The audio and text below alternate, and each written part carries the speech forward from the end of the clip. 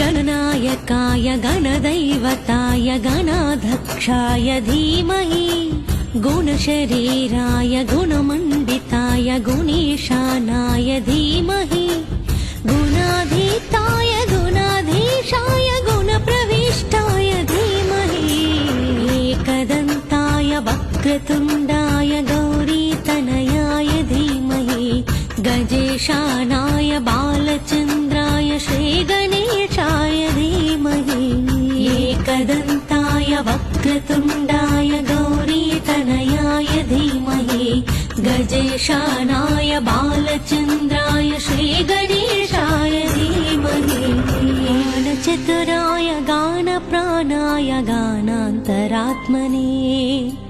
गानोत्सुकाय गानमत्ताय गानोत्सुकमनसे